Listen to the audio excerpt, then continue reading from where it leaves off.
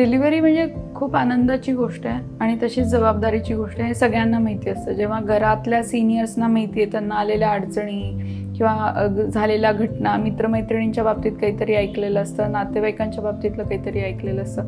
त्यामुळे ना ट्रस्टवर्दी एक फिजिशियन, डॉक्टर हवा, जो माझ्या डिलिव्हरीसाठी माझ्याबरोबर असेल. मग तो डॉक्टर अनुभवी असावा का?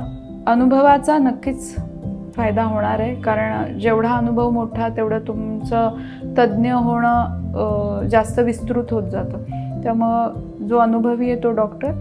आत्ता मला असं वाटतं टीमनी प्रॅक्टिस करणारा जर डॉक्टरची टीम असेल ना, तर दॅट इज मोर इम्पॉर्टंट. काही प्रोटोकॉल बेस पद्धतीने जाणारी जर समजा टीम आहे आणि माझा डॉक्टर 24 तास माझ्याबरोबर नाही राहू शकत आहे, पण माझ्याबरोबर प्रोटोकॉलनी काम करणारी जर टीम राहत असेल तर 100% तुम्ही जा.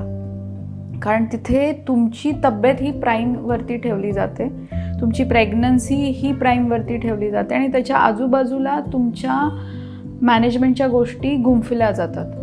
मग ज्याच्यामध्ये तुमचे 9 महिन्याचे चेकअप असतील, तुमच्या बाळाच्या वाढीवरती असणारं लक्ष असेल, तुमच्या तब्येतीवरती असणारं लक्ष असेल आणि तुमची प्रसूती असेल.